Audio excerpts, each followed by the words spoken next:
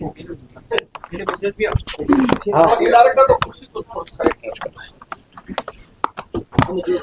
हाँ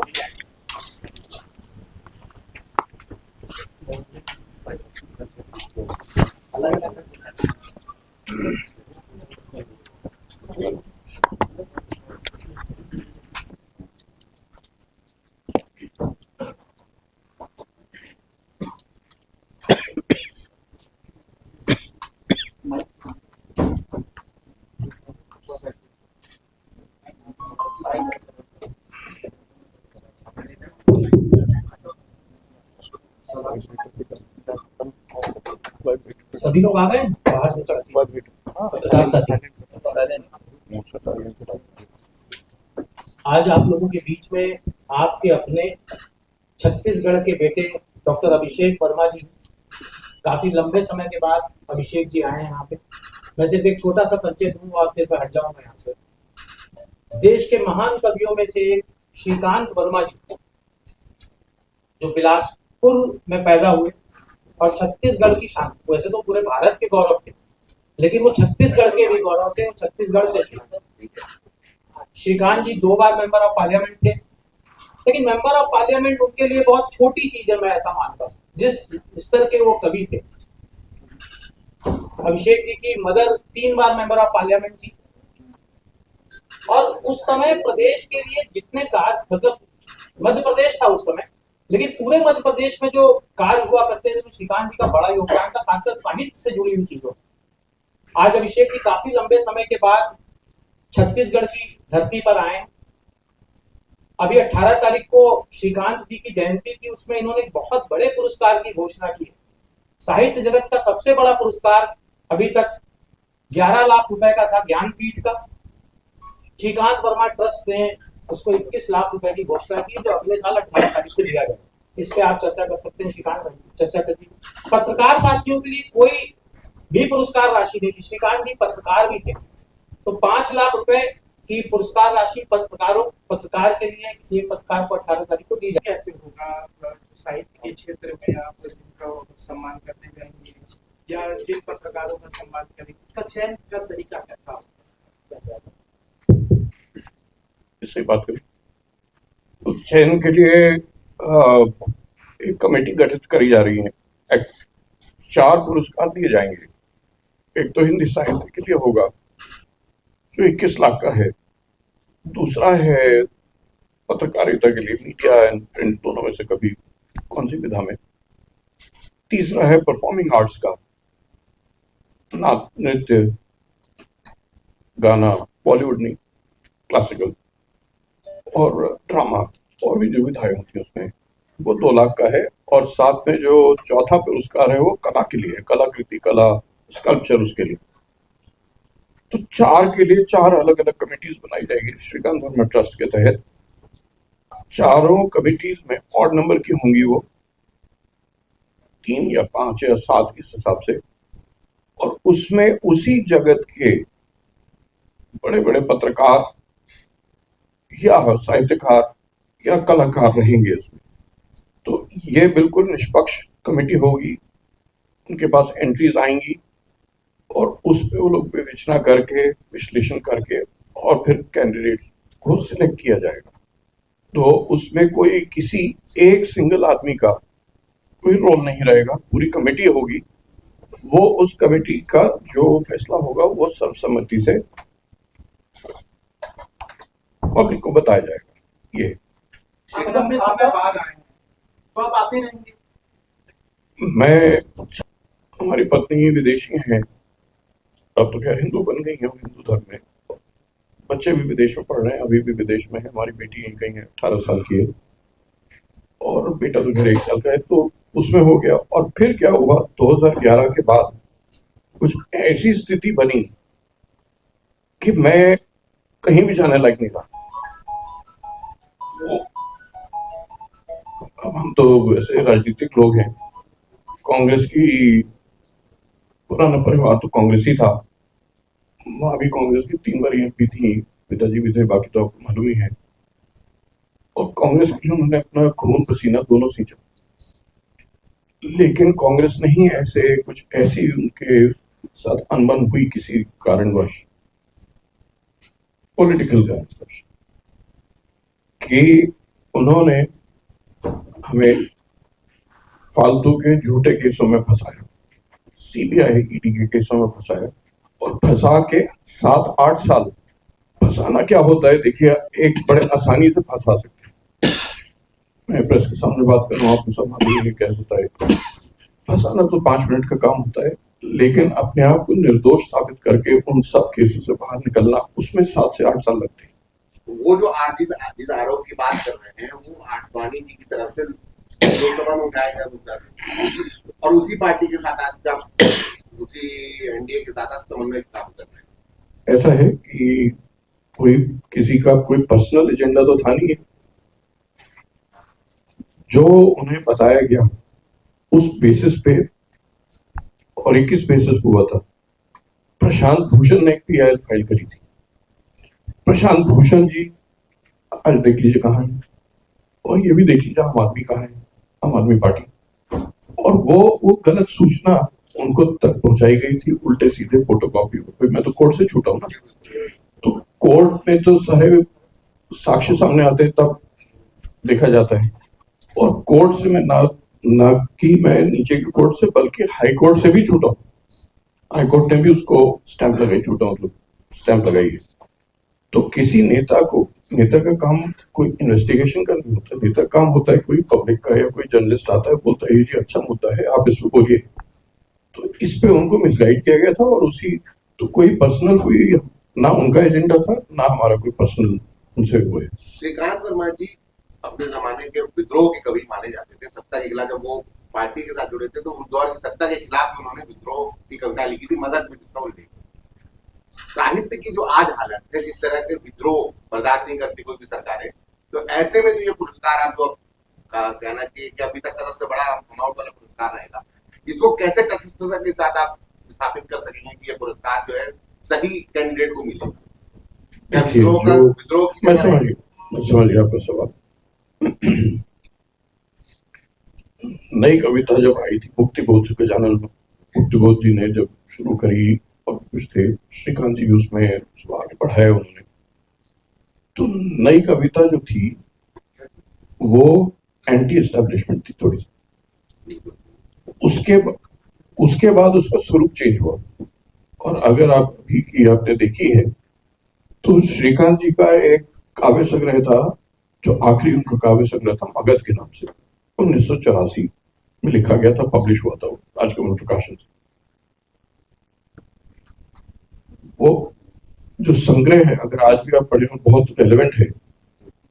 वो संग्रह पूरा का पूरा सत्ता के खिलाफ, कि कैसे सत्ता में, कैसे सरकार में डेकेडेंस होती है, ये उन्होंने 31 साल पहले लिखा था। 41 साल पहले लिखा था, और 41 साल के बाद भी रेलेवेंसी अभी भी है। ये विद्रोह का तो नहीं मैं मानता, मैं इसमें मानता हूं कि इसमें दर्शन है। नई कविता जो है, नई कविता दर्शन की तरफ ले जाती है, क्योंकि उसमें तो लय नहीं होती, छंद मात्रा नहीं होती। तो नई कविता लेके जाती है दर्शन की तरफ, फिलॉसफी की तरफ। और जरूरी नहीं कि एंटी एस्टैब्लिशमेंट ही हो। आजकल की जो नई कविता है वो फिलॉसफी और दर्शन की तरफ है। तो मैं ये मानता हूं कि कोई एंटी एस्टैब्लिशमेंट वाला ऐसा कोई इसमें रोल अब रहा नहीं है। और जहां तक रही बात कि एंटी एस्टैब्लिशमेंट है नहीं है, अगर है भी तो कविता है, वो तो पॉलिटिक्स नहीं है। तो जो चयन समिति है वो डिसाइड करेगी, उसमें मेरा कोई ज्यादा रोल रहेगा नहीं। तो उस समय आने पे तब की बात देखी जाएगी, तब मैं आपको फोन करूंगा, बताऊंगा कि किसको किया है। अरे राज्य प्रमुख है शिवसेना के, ये संदीप चौधरी जी हैं, ये दिल्ली के राज्य प्रमुख है शिवसेना के, और भी शिवसेना के पदाधिकारी बैठे हैं। तो यहाँ पर वैसे तो मेरी जो ये विजिट थी ये पर्सनल थी, निजी थी। फिर भी इस विजिट में मैं 2 यहाँ पर सीनियर पॉलिटिशियंस को मैं मिला, लेकिन वो निजी कारणों से, 3 निजी कारण नहीं, निजी रीजन से। शिवसेना की जहां तक बात करें, शिवसेना और बीजेपी यही दो ऐसी पार्टीज हैं जो हिंदू पार्टी हैं, जो सनातन की रक्षा आज तक करती आई है। शिवसेना बीजेपी से पहले बनी थी 1966 में, आदरणीय बाला साहब ठाकरे जी ने बनाई थी, और तब उन्होंने नारा दिया था, गर्व से बोलो हिंदू। भारतीय जनता पार्टी, पहले जनसंघ, फिर जनता पार्टी, फिर अब उसको शुरू चेंज होके बीजेपी हो गई। तो दोनों पार्टी जो है वो बड़े भाई छोटे भाई का रोल अदा करती है। बीजेपी बड़ा भाई है हमारा, शिवसेना छोटी पार्टी, छोटे भाई रहते एक ही घर में है, एनडीए जैसे कहते हैं, रहते एक ही घर में, किचन दोनों का अलग अलग है, लेकिन रास्ता दोनों का एक ही। तो शिवसेना में हम लोग अब, क्योंकि बीच में बाला साहब ठाकरे जब गए, तो आदरणीय बाला साहब ठाकरे जब गए तो उनके बेटे आ गए, तो बेटे ने, उद्धव जी ने वो दूसरे डायरेक्शन में ले गए और उन्होंने अपने सिद्धांतों के साथ, पार्टी के सिद्धांतों के साथ कॉम्प्रोमाइज किया, जिसकी वजह से कई नहीं, ज्यादातर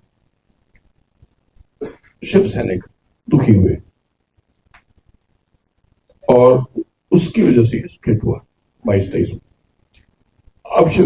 अब शिवसेना नेशनल रोल चाहती है और हमने एज अ पार्टी, आदरणीय शिंदे जी जो हमारे प्रमुख हैं, उनके बेटे श्रीकांत शिंदे जो लोकसभा के एमपी हैं और बड़े प्रदेश अधिकारी, हमने सबने मिलकर जॉइंटली डिस्कस किया कि अब हम शिवसेना को पूरे हिंदुस्तान में नेशनल पार्टी बनाएंगे और हर स्टेट में बीजेपी और छोटी जो भी अलायंस पार्टी होती हैं, चाहे निषाद हो पार्टी, चाहे पटेल जी की हो, चाहे कोई भी साउथ की पार्टी हो, उससे बात करके हम हर स्टेट में भागीदारी लेने की कोशिश करेंगे और कुछ सीटों पे चुनाव लड़ेंगे।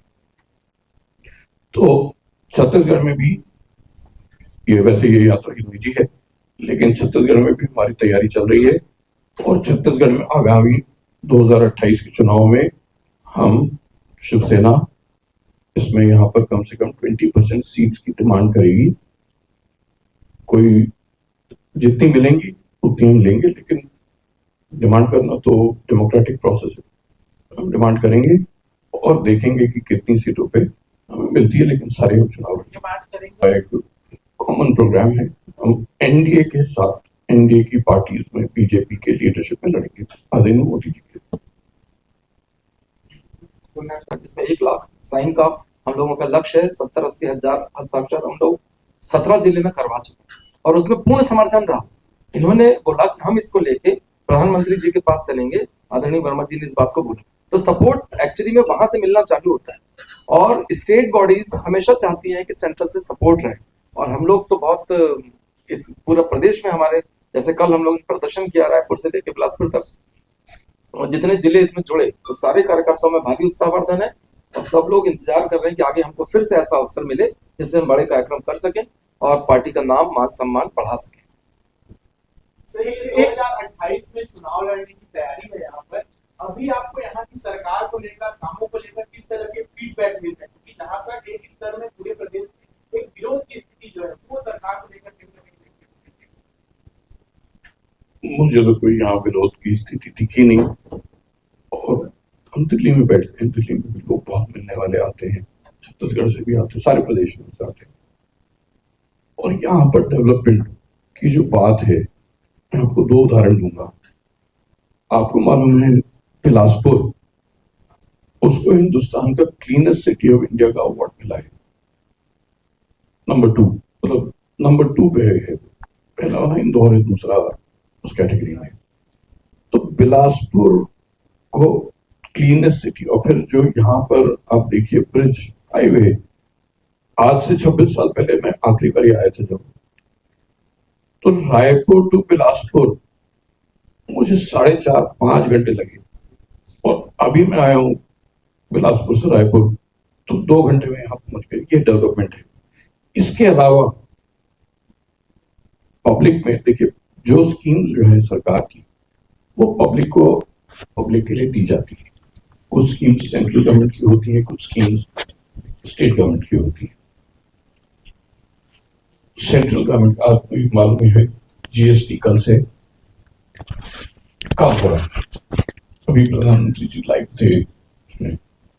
तो जो उसमें पैसा जो इकट्ठा होगा वो अब ज्यादा होगा, और वो पैसा जो है स्टेट्स को, उनका स्टेट का भी शेयर आएगा, उससे डेवलपमेंट ज्यादा होगा। कोई किसी के पास जादू की छड़ी नहीं होती है, चाहे कितना भी बड़ा वो शासक हो, कितना भी बड़े देश का वो प्रधानमंत्री। डेवलपमेंट हमेशा टाइम लगता है दिखने में, महसूस होने में, आभास होने में। तो समय के साथ, अभी तो 1.5 साल ही हुआ है, तो समय के साथ और देखिएगा उसमें। और कुछ लोग अगर नाराज है तो हम लोग बैठ के, हम लोग भी उनके एनडीए के पार्ट हैं, उनको मनाएंगे, समझाएंगे अपनी बात। सर, महाराष्ट्र में जो जिस तरीके से रिश्ता रहा है, मेरा सवाल है, राहुल गांधी एक कैंपेन चला रहे हैं, तो राहुल गांधी को नेता के तौर पर आप कैसा देखते हैं? क्या कहेंगे, राहुल गांधी जो कर रहे हैं सही है, उनका भविष्य दिख रहा है? ये सवाल ये तो राहुल जी के कोई चमचे चपाटे आंसर देंगे, मैं इसको कैसे देख सकता हूँ। लेकिन देखिए, वो ऑपोजिशन के लीडर हैं। पर्सनली कैसे देखते हैं? पर्सनली राहुल जी में वो क्वालिटीज नहीं है जो उनके पिता में थी या उनकी दादी में थी। नेहरू जी के बारे में तो मैं कह नहीं सकता, मैं था नहीं, लेकिन उनके पिताजी को और दादी को मैं पर्सनली जानता था। उनमें जो लीडरशिप क्वालिटीज थी वो राहुल जी में नहीं है। लेकिन पर्सनल आक्षेप किसी पर लगाने नहीं चाहिए। जो राहुल जी की नीतियां हैं वो उसकी वजह से अच्छा ही है। राहुल जी जब तक कांग्रेस को चलाएंगे वो हमारी सारी पार्टियों के लिए अच्छा है। जब तक राहुल जी रहेंगे पार्टी के लीडर, वो सारा फायदा एनडीए को ही होगा, इतना कह सकते। सर आज इंडिया पाकिस्तान का मैच है, तो आपको लगता बाला साहब अभी जीवित रहते तो इस चीज को लेकर खुश होते कि युद्ध के बाद तुरंत बाद ही मैच को आयोजन कराया जा रहा है? और आपका पर्सनल व्यू क्या है इसमें? आप इसमें विरोध में है कि समवोट पे? दो तरह के, आई थिंक बीसीसीआई ने ऑलरेडी घोषणा कर दी थी कुछ हफ्ते पहले कि जो मैच 1-1 होंगे वो हम नहीं होंगे। लेकिन अब वर्ल्ड कप क्रिकेट चल रहा है, या कोई भी मैच चल रहा है, वर्ल्ड कप क्रिकेट कोई भी इंटरनेशनल वो चल रहा है, उसके फोरम पे अगर सामने आती है पाकिस्तान, तो वहां तो फिर मजबूरी हो जाती है हिंदुस्तान को खेलने की। बाला साहब जी रहते तो करते, एक बार तो पिच को खोद दिए थे विरोध में, राष्ट्र हित में। देखिए, बाला साहब तो भी नहीं है। अब मैं अपना व्यू दे सकता हूँ, बाला साहब का व्यू नहीं दे सकता। मेरा 2 व्यू है। पहला व्यू है जो पार्टी कहेगी वो मेरे लिए सर्वोच्च है। दूसरा व्यू यह है कि पाकिस्तान के साथ कोई भी मैच, बातचीत कुछ नहीं करना चाहिए। टेररिस्ट स्टेट है और इनके साथ वही सलूक करना चाहिए जो एक टेररिस्ट के साथ होता है। ये मेरा पर्सनल व्यू है। आप पॉलिटिशियन के साथ एक उद्योगपति भी हैं, जहाँ तक मेरी जानकारी है, वो छत्तीसगढ़ के पहले आप ऐसे व्यक्ति होंगे जो दिल्ली में आए थे।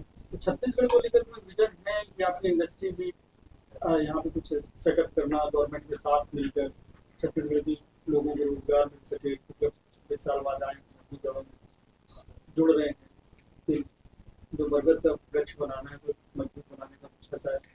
जी हाँ, तो उसमें कुछ बाहर की कंपनीज हैं हमारे टच में, जिनके साथ जॉइंट वेंचर्स हैं, उनको हम यहाँ लाएंगे, स्टेट दिखाएंगे उन्हें, और उसके बाद उनको हम इंसिस्ट करेंगे कि यहाँ पर इन्वेस्ट करिए छत्तीसगढ़ में। हम लोग भी कोशिश करेंगे, हमारा खुद का जॉइंट वेंचर है तो हम कोशिश करेंगे कि यहाँ इन्वेस्टमेंट आए, क्योंकि सबसे बढ़िया जो इंडस्ट्री के लिए, हेवी इंडस्ट्री के लिए जो चीज़ चाहिए होती है वो होती है बिजली। और यहाँ पर छत्तीसगढ़ हिंदुस्तान की 20% बिजली को प्रोड्यूस करता है। पूरा हिंदुस्तान में 100% बिजली में से 20% हिंदुस्तान। तो एक तो ये है। दूसरी बात कनेक्टिविटी होती है, तो यहाँ छत्तीसगढ़ में धीरे धीरे कनेक्टिविटी थोड़ी बढ़ेगी, एयर कनेक्टिविटी, तो उसमें इंडस्ट्री भी आएगी। अभी सिर्फ रायपुर एयरपोर्ट है, जो चक्रभाटा की अगर बात करें तो वो 3 घंटे दिन में चलता है। मैं खुद अपने जेट से आया हूँ, और हम तो चाह रहे थे कि चक्रभाटा में लैंड करें, लेकिन पता चले कि वो हमारे फ्लाइट टीम ने बताया कि वो 10 से 1 चलता है। तो ये इस तरह की चीजें जैसी बाधा रिमूव होगी उसके लिए स्टेट गवर्नमेंट को मैं लिखूंगा, स्टेट गवर्नमेंट के ज्यादा इसमें रोल नहीं है, TGCA का रोल है, उनको मैं लिखूंगा एयरपोर्ट अथॉरिटी को कि भाई आप कनेक्टिविटी मतलब छत्तीसगढ़ आते रहते हैं, छत्तीसगढ़ में आपके हिसाब से क्या कमी है जिसका सरकार को ज्यादा ध्यान देना चाहिए? छत्तीसगढ़ को अब हिंदुस्तान के मैप पे लाना है। छत्तीसगढ़ अभी तक कई लोगों की बात बता रहा हूँ, नॉर्थ इंडिया में जो पढ़े लिखे जो समुदाय है संभ्रांत, कई लोगों को यही नहीं मालूम कि छत्तीसगढ़ और झारखंड वो कंफ्यूज हो जाते।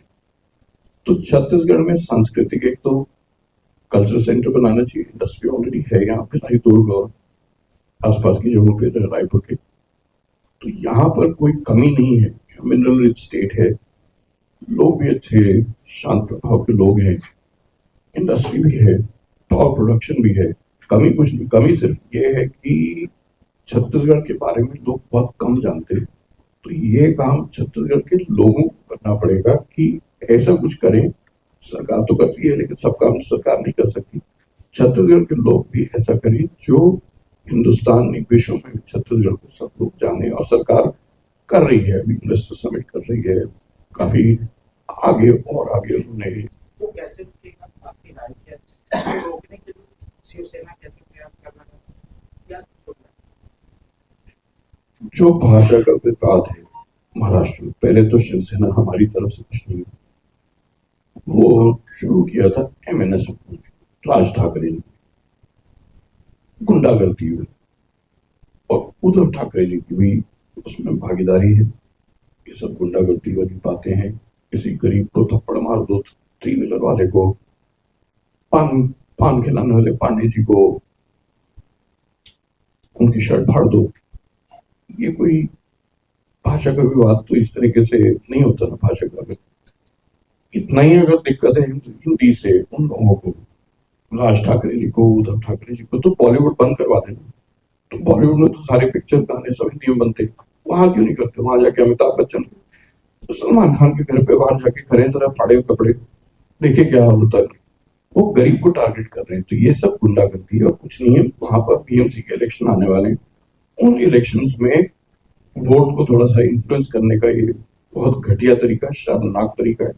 हमारी पार्टी इन सब चीजों के खिलाफ है, विरुद्ध है। हम ये कहते हैं, हमारी मराठी अस्मिता है पार्टी की, महाराष्ट्र की। महाराष्ट्र में अब बम्बई की बात मैं कर रहा हूँ, बॉम्बे कॉस्मोपॉलिटन सिटी है, यहाँ तो सारी भाषा चलेंगी। महाराष्ट्र में मराठी आगे होनी चाहिए, आप हिंदी बोलिए, हिंदुस्तान में हिंदी आगे होनी चाहिए, और जब आप विदेश में व्यापार करने के लिए जाते हैं तो अंग्रेजी होनी चाहिए। तीनों भाषा बराबर इक्वली इम्पोर्टेंट है।